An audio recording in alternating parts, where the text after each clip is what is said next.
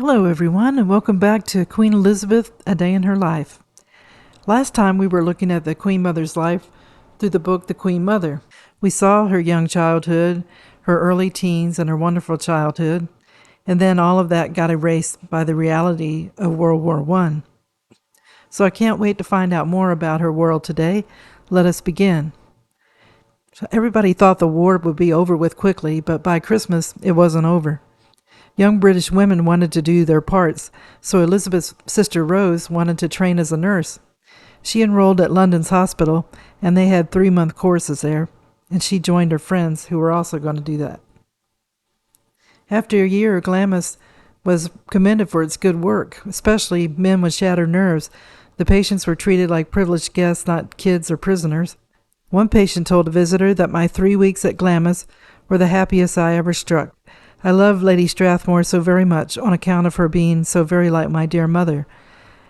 As for Lady Elizabeth, why she and my fiancé are as like as two peas.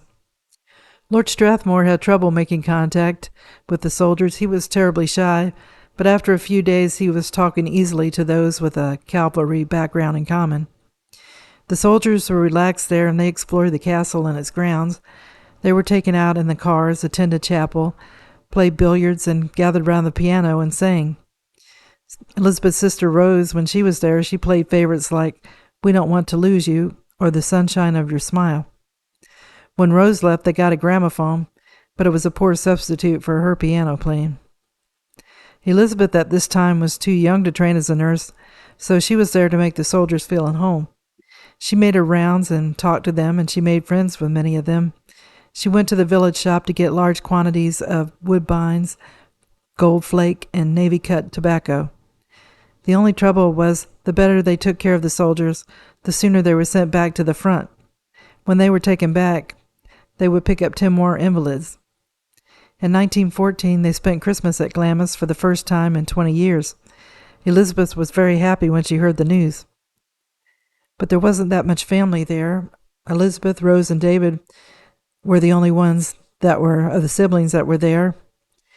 And Rose wrote, Fergus will be going out soon. The family and staff tried their best to bring good cheer to the soldiers, and they put up a giant tree in the crypt and gave out presents.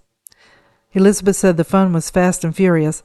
Everyone ate too much, and she and David danced wildly with the soldiers in the ward. All in all, she said, it was a dandy Christmas. You bet your bottom dollar. So Lady Strathmore tried to keep up a cheerful mood, but she was worried about her sons. A new warfare had developed. On the battlefields, machine gun fire mowed the men down, and the Germans moved westward in August 1914, and they didn't have the instant victory they were counting on, though. They had captured almost all of Belgium and much of northern France. In the middle of January, Lady Strathmore took her 2 youngest children back to London. Jock was at home on leave as he was staying at St. James Square with his wife, Fenella, and he thought the war would be over in the summer. Others didn't feel it would. Rose, in the meantime, had passed her exam, and she was on the surgical ward. David went back to school, and Elizabeth had a great friend, Lady Lavinia Spencer, for company. She lived nearby at the Spencer house. They both had a love for the theater and the cinema. Elizabeth spent the weekdays in London with lessons in the morning and outings for tea with friends in the afternoon. Matinees at the theater, and sometimes they went to the cinema Regent Street or at Marble Arch. St. Paul's was Elizabeth's sanctuary. She had all her belongings there, books, toys, clothes, dresses. There were books anywhere, according to Beryl, shelves in every room, hundreds of them. Elizabeth's brother Patrick was suffering from shell shock. He had spent 3 weeks recuperating in a nursing home. He spent the time at Glamis with his brother Jock, and that helped because they were close, but he didn't really fully recover and was invalided out of the active service. Her brother Mike got shell-shocked 2 months after returning from leave. He had a head wound also, and Lady Strathmore worried about how she could keep him quiet. He wanted to go fight all the time. And Jock was wounded too. In early May, his first finger of the left hand was shattered by a bullet, and he had to have it amputated. August 1915, Fergus came back from France for 5 days' leave. In September, Lady Strathmore and David went south. He was beginning his life at Eton College, and then Elizabeth went to visit May at Carberry Tower. Bad news came a month after his return from Glamis to the battlefields. Fergus was killed at the Battle of Loos. Fergus was a cheerful, energetic young man and a countryman through and through. He loved Glamis. December 1910, Fergus had become a second lieutenant in the 2nd Battalion, the Black Watch, and in 1911 he was sent to serve in the Punjab. He would have been happy to stay in his regiment, but he was in his early 20s, and he knew he needed to earn more money. February 1914, he reluctantly went to the city. He rejoined the watch, and when the war was imminent, he went to the front in early 1915. He wrote home saying that there was gas being used by the Germans. "They are fiends," he said. "These are trying times, and I'm sure we'll all be overjoyed when the war is over." In the early morning of September 27th, Fergus was ordered to drive out a party of Germans who had infiltrated a trench by the Hohenzollern redoubt. The Black Watch had captured the day before. He and his men were tired from 2 days and nights of fighting and had only just been relieved at 4 a.m., and they were preparing breakfast when the orders came. As Fergus led his party forward, a German bomb exploded at his feet, blowing off his right leg and wounding him in the chest. At the same time, he was hit by bullets in the chest and shoulder, and he died about 11:30 a.m. The Glamis Castle didn't get the news until 4 days later. October the 1st, Lieutenant G.B. Gilroy of the 8th Battalion, the Black Watch, wrote to Lady Strathmore telling her what had happened, and he assured her that her son couldn't have suffered any pain, but must have died instantly. It was several weeks before the Lady Strathmore learned that Fergus's death hadn't been instant or painless. Fergus's soldier servant, Lance Corporal Andrew Ross, and Sergeant Robert Lindsay, who had been with him when he died, came to Glamis to see her. They spoke of Fergus with great affection and admiration. Life on the home front continued. Elizabeth had resumed her lessons. She said she was doing rotten at arithmetic, literature, drawing, history, and geography. October, she and her mother went to Eton to see David. He had a long leave from there, and she said it wasn't the best of journeys. The train was 3 hours late and filled with troops. She said, "My word, how drunk the sailors were." There was also the danger of Zeppelins. She said, "Don't be surprised if the Zeps come, for they love fogs." They were a real terror. 5 of them had dropped 189 bombs on London and the home counties, killing 71 people. Just before Christmas 1915, Jock came back home with a group of friends.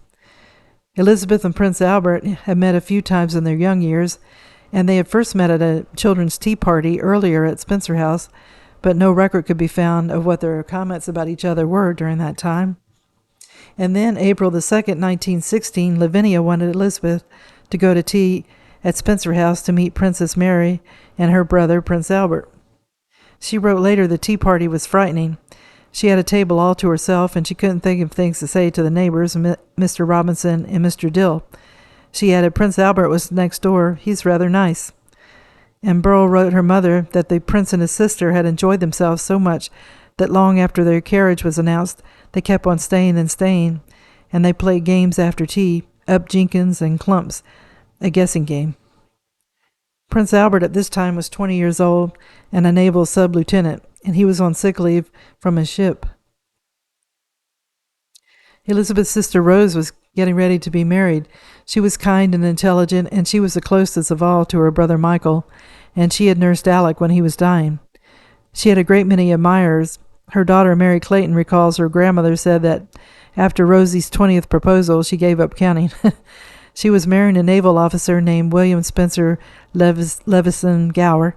He later became the 4th Earl of Granville. He was nicknamed Wisp, and he and Rose were married on May 24th, 1916. September the 16th, 1916, Elizabeth's father and David went shooting with some neighbors. Elizabeth and her mother remained at the castle to care for the soldiers. Sergeant Cowie, whom Elizabeth stated was remarkably good-looking, very quiet and Scotch and huge, smelt smoke and realized the castle was on fire. He raised the alarm, and Elizabeth took charge, telephoning for the fire brigades from both Forfar and Dundee. She, 4 soldiers, and all the maids rushed up and handed buckets. The more water, the more smoke. We absolutely couldn't find the fire. The whole village ran to help, but the fire spread, and the flames were creeping through the roofs. The Forfar Fire Brigade arrived at full tilt, but they were of no use. They only had a hand pump, and they couldn't get the water 90 feet up the tower. The Dundee Brigade was prompt, and they got there 26 minutes after being called. They had powerful engines, and they were able to spray water all across the roofs of the towers. And the fire was brought under control, and then the cold water storage tank in the roof burst with the heat, and the water came cascading down. Elizabeth didn't want the water to damage things, so she got David, who had returned, and some of the maids to brush the water down the stairs away from the rooms.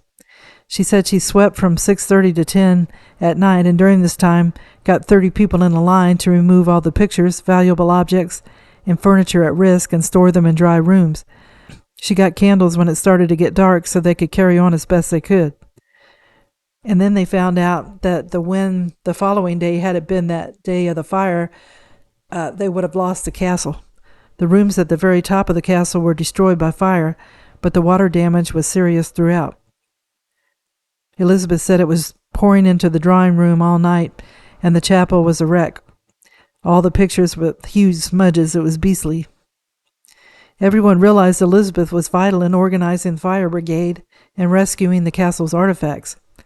When her brother Michael wrote her from the trenches of France, he said, "My darling old Buffy, the fire must have been awful, and I hear you work like the devil himself." Elizabeth's mother told the governess Beryl that Elizabeth was wonderful. She worked without ceasing, and long before I had time to think of anything inside the castle, she gathered up all the treasures and put them safely, and she directed and saved all the furniture possible. She really is a wonderful girl. Poor darling, she was quite worn out after and ached all over for days. I can imagine she did. So I will end the video here. It really was the best of times and the worst of times for Elizabeth and her family. They had to deal with having loved ones at the front, losing a son, as well as a brother, and Rose, Elizabeth's sister, married and became a nurse before that. Elizabeth had trouble at school, but she was very popular and fun to be around. She kept the soldiers entertained, and when the video ends, we find her rallying to save the castle, and she succeeded with her quick thinking and hard work.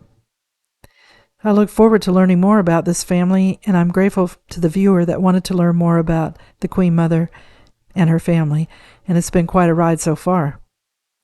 I hope everybody enjoyed the video, and if you could give it a thumbs up, it would be greatly appreciated.